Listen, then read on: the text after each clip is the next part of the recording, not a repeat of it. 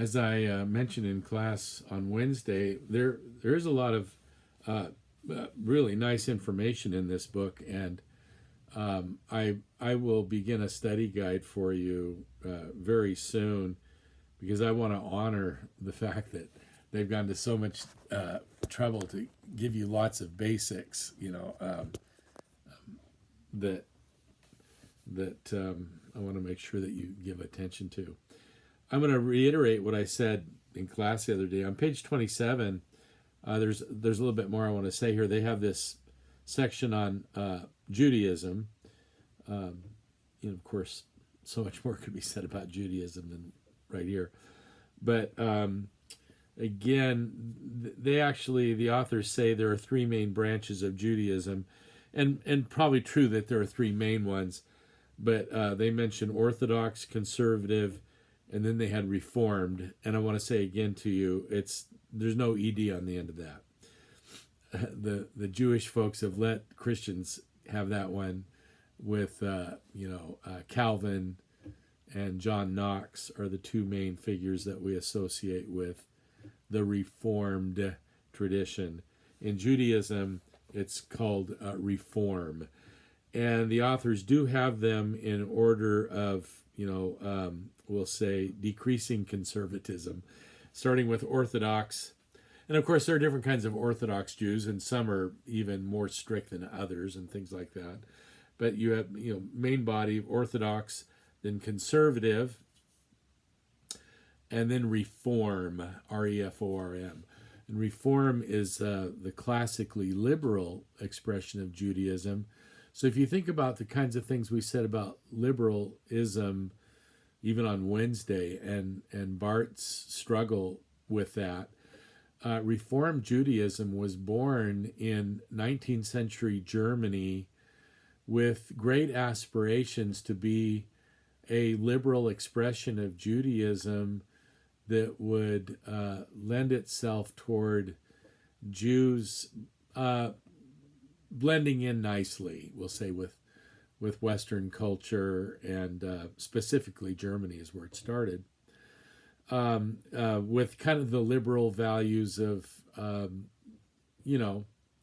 the goodness and improvability of human beings, and optimism about history and human progress. Those are some of the things that would be part of the Reformed tradition. The Reformed tradition,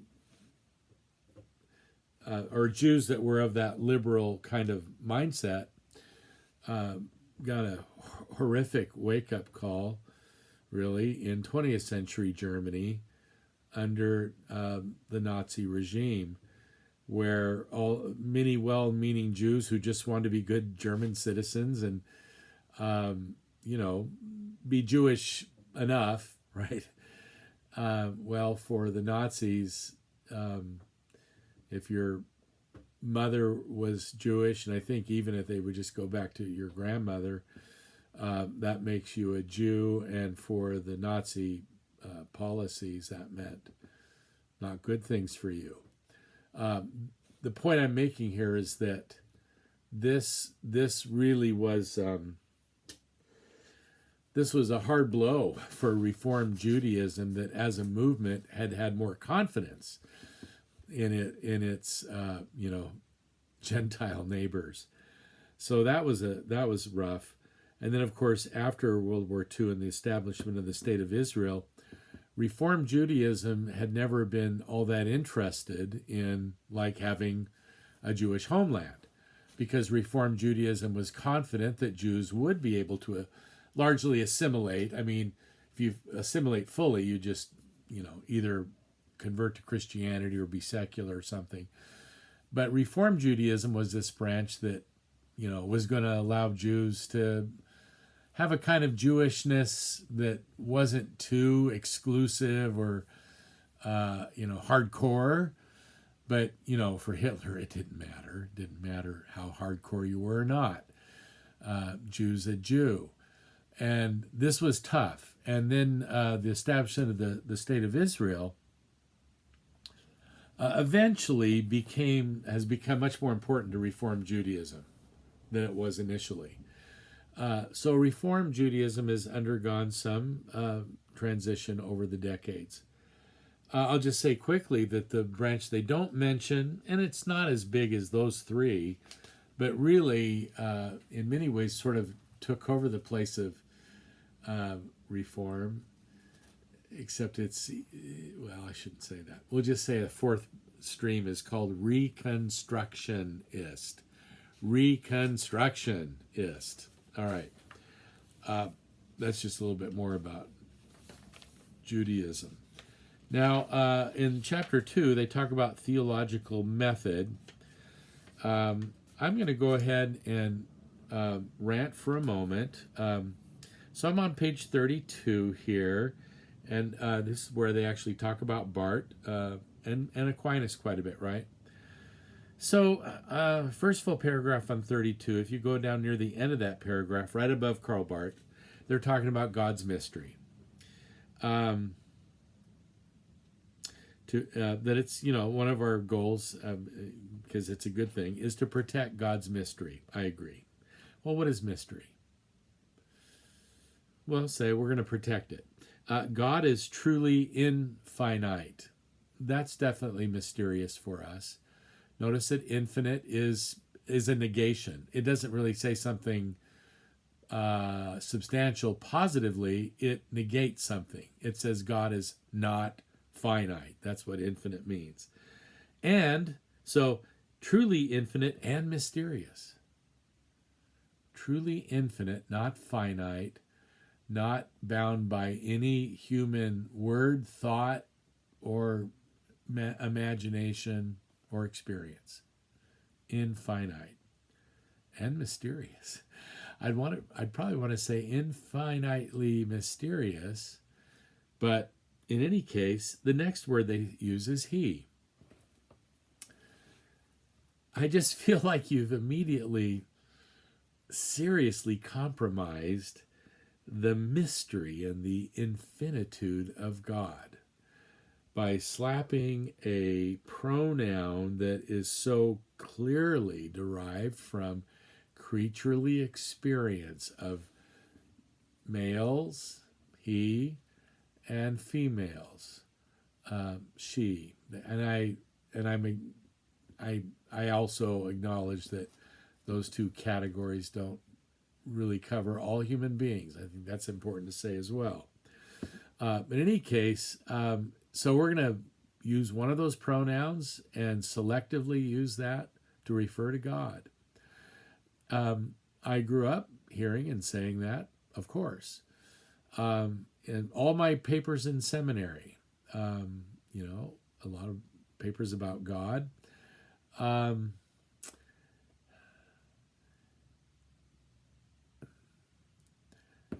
Let's start here. I used to use the word man a lot in my seminary papers. Of course, this was in the 1970s. Man this and man that. And of course, if somebody had said, well, what do you mean by man? I would have said, well, human beings, mankind, humanity. And I did mean that. But the weird thing is, when I wrote the word man, even though I did mean all of humanity, I had a picture of a really big man, a big guy. There was like this collective big male who was man. Maybe that's not your experience. I'm telling you mine. Why? Because words matter. Language matters. It shapes thought. Thought doesn't produce language. At least not, it doesn't just work that way. Language deeply shapes thinking. So, if we constantly refer to God as he, there is no question we're going to have a notion of God that is male. And you can protest from here to high heaven if you want. I still won't believe you. No, I mean, this is just my perspective. Now, we might go, well, isn't God a male? And the right answer would be no, absolutely not.